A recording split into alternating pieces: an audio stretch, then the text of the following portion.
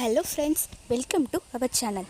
இன்றைக்கி நம்ம என்ன பார்க்க போகிறோன்னா தென்னிந்திய முறையில் எலுமிச்சை ஊறுகாய் எப்படி செய்யறதுன்னு பார்க்கலாம். சரி வாங்க வீடியோக்குள்ளே போகலாம். இதில் பார்த்திங்கன்னா நம்ம பயன்படுத்துகிற எல்லா எலுமிச்சை பழமும் நம்ம தோட்டத்திலே காய்ச்சது, மருந்து போடாமல் ஃப்ரெஷ்ஷாக இருக்குது பாருங்கள். இது எல்லாத்தையும் நாங்கள் யூஸ் பண்ணி தான் இந்த ஊறுகாவை நம்ம செய்ய போகிறோம்.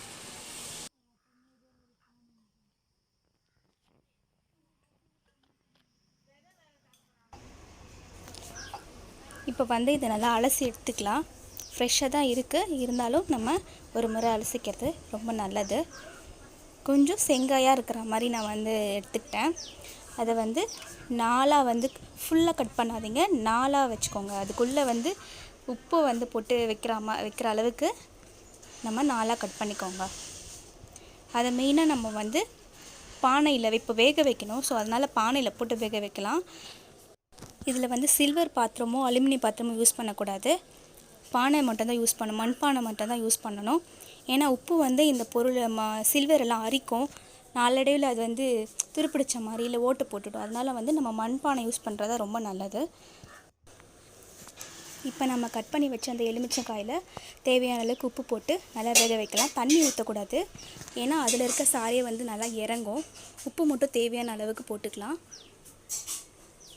நிறைய கெடாமல் இருக்கணுன்றதுக்காக உப்பு கொஞ்சம் அதிகமாகவே இருந்தாலே நல்லது.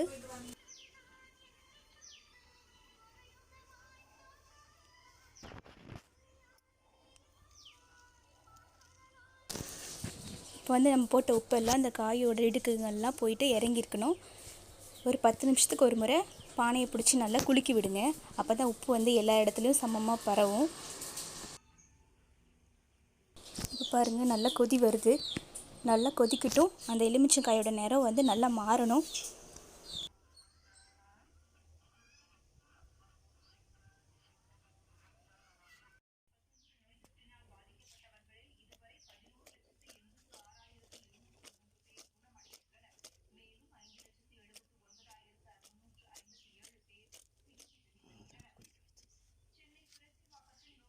நம்ம தண்ணியே ஊற்றலாம், ஆனால் பாருங்கள் அதுக்குள்ளே எவ்வளோ தண்ணி இருக்குது.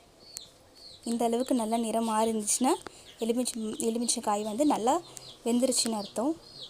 சூப்பராக இருக்குது பாருங்கள். தண்ணி எல்லாமே அதுலேருந்து தண்ணி தான் இறங்கியிருக்கு. அவ்வளோதான். இப்போ அதை எடுத்து ஒரு அகலமான பாத்திரத்தில் நல்லா காய வைக்கிற அளவுக்கு எடுத்து வைக்கணும். இதை எந்த ஊறுகாய் செய்யும் போதும் முதல்ல நம்ம சுத்தமாக செய்யணும். குளிச்சுட்டு அதுக்கப்புறமேட்டு தான் இந்த ஊறுகாய் பக்கமே வரணும். இது அந்த காலத்துலேருந்து அப்படியே சொல்லிட்டு வராங்க. ஸோ நம்மளும் அந்த மாதிரி செய்கிறது ரொம்ப நல்லது. பாருங்கள் எந்த அளவுக்கு வெந்திருக்கு. நல்லா ப்ரெஸ் பண்ணால் நல்லா ப்ரெஸ் ஆகுது. இப்போயே சாப்பிட்லாம், அந்தளவுக்கு சூப்பராக இருக்குது, சாஃப்டாக.